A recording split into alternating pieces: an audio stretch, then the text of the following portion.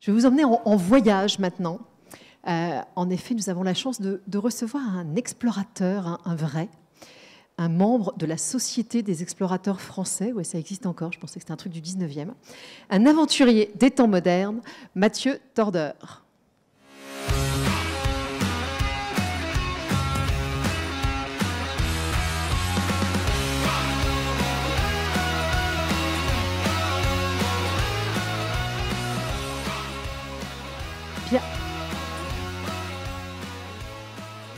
Bienvenue Mathieu, merci d'être là ce soir. Alors, l'idée c'est que vous nous parliez un peu de votre métier. C'est quoi d'être un explorateur aujourd'hui? En plus, moi je pensais qu'on avait tout découvert, là ça y était. Quel sens ça a aujourd'hui d'être un aventurier professionnel, ce que vous êtes? Merci Cécile et bonsoir à tous. Alors avant toute chose, je voudrais m'excuser et vous demander pardon en avance, parce que si vous avez des enfants, vous ne repartirez pas de cette salle avec une idée pour devenir explorateur ou une formation, un master spécialisé. Non, il n'y a pas de formation pour devenir aventurier ou explorateur professionnel. Moi, c'est l'aventure, je l'ai découvert assez jeune. Alors d'abord avec les aventures de Tintin et Milou, et puis après ça s'est matérialisé avec une aventure que j'ai vécue juste après mon bac, que j'ai passé en Normandie. Et là, vous me voyez en haut d'un col en Roumanie, où eh bien, j'étais dans une aventure pour traverser l'Europe à vélo jusqu'à Istanbul. Et cette aventure, moi, elle a défini un petit peu ce que je fais aujourd'hui. J'ai multiplié les aventures qui étaient très amateurs, avec 3 bouts de ficelle. Ce vélo, je l'avais emprunté à un ami qui était plus âgé que moi. J'avais acheté sur le Bon Coin des sacoches que j'avais fixées sur un porte-bagages. Et puis, je me suis élancé. Et puis, au fur et à mesure des années, eh bien, ces expéditions, ces aventures se sont professionnalisées. Il y a notamment eu un voyage que j'ai fait avec mon ami d'enfance qui s'appelle Nicolas. Et on a fait un tour du monde avec une 4L, cette petite voiture emblématique, pour promouvoir et soutenir la microfinance. Alors je sais que parmi vous, il y a des banquiers et d'autres qui doivent régulièrement financer des projets. Alors le microcrédit, c'est de l'argent liquide qu'on prête à des micro-entrepreneurs qui ont besoin de ce capital de départ pour démarrer une activité génératrice de revenus. Et ce tour du monde en 4L qui a duré 1 an à travers 40 pays, on a récolté 25 000 euros qu'on a répartis à 150 micro-entreprises sur notre itinéraire. Eh bien, cette aventure en 4L, c'était pour moi un peu mon stage de fin d'études pour devenir aventurier et explorateur, puisque c'est ce qui m'a donné eh bien, les codes pour raconter ces histoires, trouver des partenaires, communiquer. Et donc, ce tour du monde en 4L a véritablement été déterminant dans mon parcours aujourd'hui. Une aventure qui a été très marquante pour moi ces dernières années, ça a été une expédition que j'ai faite en Antarctique. Là derrière moi, vous avez la carte de l'Antarctique, donc ce continent qui est tout au sud du globe, où je suis parti tout seul de la côte du continent, d'un point qui s'appelle Hercule Inlet, pour aller rallier le pôle sud, donc l'axe de rotation de la Terre. Cette aventure, je l'ai vécue dans des conditions particulières, puisque je suis parti tout seul et sans ravitaillement, ce qui voulait dire qu'il n'y avait pas de nourriture qui était prédisposée tout le long de l'itinéraire que vous voyez matérialisé en rouge. C'était une aventure d'une distance de 1200 km et donc il faut imaginer que j'avais tout ce dont j'avais besoin dans un grand traîneau pendant toute cette aventure qui a duré quasiment 2 mois. C'était une première mondiale, hein. C'était un record de jeunesse, effectivement. Vous me voyez là en train de tirer mon traîneau qui pèse 115 kg au début de l'expédition, dans lequel il y a toute ma nourriture et tout mon équipement. Et moi, je m'étais préparé à tout dans cette aventure. Je m'étais préparé au froid extrême, je m'étais préparé à la solitude, au white-out. Et finalement, il y a un élément que je n'avais pas anticipé, que je n'avais pas imaginé, et qui était assez inédit pour le continent, il faut bien le dire. C'est que fin 2018, quand je me trouvais en Antarctique de l'Ouest, eh bien, il y a eu ce qu'on appelle une canicule. Il y a une vague de chaleur très importante, avec des températures qui étaient 20 degrés au-dessus des normales de saison. Moi, je devais plutôt avoir des températures de -20, -25. Et finalement, pendant 3 semaines, 1 mois, j'ai eu des températures qui étaient plutôt aux alentours de 0 degré. Ce phénomène, moi, il m'a beaucoup déstabilisé. D'abord parce qu'on est loin de toute activité humaine. Et puis, en tirant ce traîneau, moi, je remarque que ces températures élevées, elles s'accompagnent de chutes de neige très importantes. En fait, pour comprendre le phénomène, il faut remettre l'Antarctique dans son contexte géographique, donc ce continent qui est gigantesque, qui est entouré d'un océan qu'on appelle l'océan austral. Quand il y a une vague de chaleur, quand il y a une canicule, eh bien cet océan, il s'évapore de manière accélérée et donc ça crée beaucoup d'humidité dans l'atmosphère, beaucoup de nuages. Et donc ces nuages, quand ils se baladent au-dessus de l'Antarctique, ils précipitent non pas de la pluie, mais de la neige.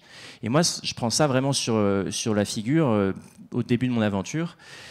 et j'ai 20-30 cm de neige fraîche qui se pose sur ma tente, devant mes skis. Ça ralentit considérablement ma progression. Et si vous voulez, j'étais bien conscient évidemment du phénomène de réchauffement climatique, mais le vivre dans ma chair, le vivre directement et voir en fait que cet enneigement exceptionnel en fait va certainement mettre à mal mon expédition et me faire échouer, parce qu'à ce moment-là de l'expédition, quand je tire mon traîneau, je parcours peut-être 8-9 km tous les jours, quand il faut plutôt que j'en fasse 12 ou 15 pour atteindre mon objectif. Le fait de vivre ça, moi, ça a réveillé en moi un vrai élan et une vraie conscience écologique. Et là, vous me voyez fièrement au pôle Sud après 51 jours d'expédition. Alors effectivement, quand je suis arrivé, je suis devenu le plus jeune au monde et le premier Français à réaliser cette expédition dans ces conditions. Il faut le préciser, c'est important, c'est-à-dire en solitaire et sans ravitaillement. Et le fait de réussir ce projet, moi, m'a donné une forme, si vous voulez, de responsabilité. En tout cas, c'est la mission que je me suis donnée, de témoigner un petit peu de ce que j'avais vécu sur place. Et moi, j'ai été submergé par l'engouement qu'il y a eu au retour de ce projet, avec de nombreux médias qui m'ont sollicité pour intervenir, pour témoigner à la fois de cette aventure audacieuse, mais aussi de ce qui se passe sur notre planète Terre dans les milieux polaires. Et donc, la mission que je me suis donnée aujourd'hui, c'est véritablement de faire le lien entre la communauté scientifique qui, elle, alerte autant qu'elle peut, on en a parlé un petit peu avant, qui produit des rapports, et c'est pour ça que j'étais très touché par le projet de la bande dessinée, parce que c'est une manière de vulgariser, et moi c'est vraiment ce que j'essaye de faire aujourd'hui avec mes petits bras. Et donc on intervient beaucoup dans les écoles, auprès des entreprises, pour parler de ce qui se passe dans les milieux polaires. C'est loin de nous, les milieux polaires, on est d'accord. L'Arctique, que vous voyez derrière moi, est un environnement qui se réchauffe 2 à 3 fois plus vite que nos milieux tempérés. Vous savez que cette banquise arctique, elle est en train de disparaître. Derrière moi, vous voyez que les prévisions sont quand même assez déprimantes et alarmistes. L'océan Arctique sera libre de glace d'ici la fin du siècle. Et ça, c'est un problème pour nous. C'est un problème pour nous, pourquoi ? Parce que cette machine climatique, tout est lié. L'Arctique, quand on marche sur la banquise, donc cette eau de mer gelée, eh bien, on a sous ses pieds 4000 mètres d'épaisseur, de profondeur d'océan, et finalement, cette banquise, elle ne sert pas que aux explorateurs de marcher sur quelque chose de solide. Cette banquise, c'est un couvercle. Cette banquise, elle reflète les rayons du soleil, et on appelle ça l'effet albédo, mais ces surfaces blanches, ce sont des climatiseurs, ce sont, si vous voulez, nos meilleurs alliés pour garder un climat, ou en tout cas un climat avec une température acceptable pour la vie humaine. Et toutes les surfaces blanches, comme les banquises, les glaciers, les calottes polaires, eh bien, ils ont une importance cruciale pour l'équilibre climatique de la planète. Et aujourd'hui, moi, mon métier consiste à alerter sur ces sujets en allant sur le terrain. Je n'ai pas une casquette de scientifique, parce que je ne suis pas glaciologue, je ne suis pas un spécialiste du climat, mais je crois qu'on a besoin de vulgarisateurs, de témoins, d'ambassadeurs pour raconter ce qui se passe dans les pôles et sur les glaciers, puisque ce qui se passe là-bas ne reste pas là-bas. Et on le fait avec des films documentaires pour la télévision, mais aussi pour des plateformes. On le fait aussi avec un fonds de dotation qui s'appelle Témoins polaires, qu'on a créé en 2020 et qui œuvre pour sensibiliser la jeunesse, mais pas que, aussi les plus âgés, avec des interventions publiques, mais aussi de la pédagogie dans les écoles. On a 4 salariés qui interviennent toute l'année auprès des scolaires. Lors de mes dernières expéditions, on a monté des projets pédagogiques pour suivre les expéditions sur le terrain, et donc on avait des kits pédagogiques qui ont bénéficié à des dizaines de milliers de scolaires dans 27 pays. On s'est également doté d'un voilier d'expédition pour aller emmener des scientifiques sur le terrain, là où ils ne peuvent pas aller autrement qu'à la voile. Et donc on a un voilier avec une double coque en aluminium qui effectue des expéditions scientifiques en Arctique, au Groenland et bientôt au Svalbard. Alors un mot sur ma dernière expédition. Moi je reviens tout juste du Groenland avec la glaciologue Heidi Sevestre, que vous connaissez peut-être de nom.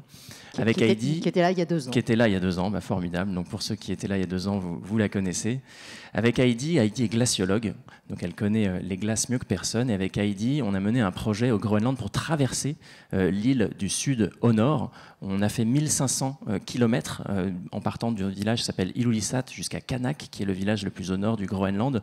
Alors, pas que pour se faire plaisir, parce que moi, évidemment, l'aventure, c'est quelque chose que j'ai chevillé au corps.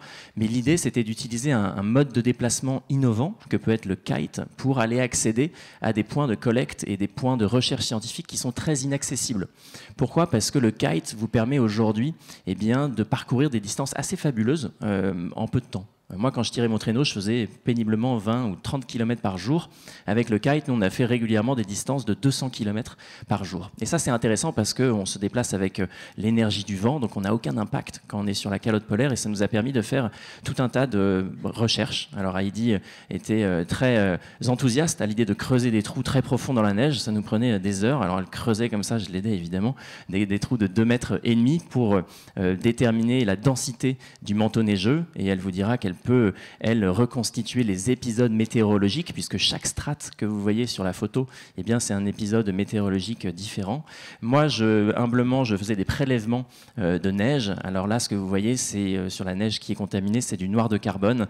Le noir de carbone, ce sont des microparticules qui se posent sur la glace et la banquise, mais il y en a aussi dans les rues de Paris, et qui sont issues des énergies, de la combustion incomplète des énergies fossiles. Et vous savez que les couleurs sombres attirent les rayons du soleil et accélèrent la fonte de ces milieux polaires. Donc moi, je faisais mes prélèvements, et je vous laisse avec cette vidéo qui vous donne, si vous pouvez remettre la vidéo en régie, qui vous donne une idée de ce déplacement qu'est le kite.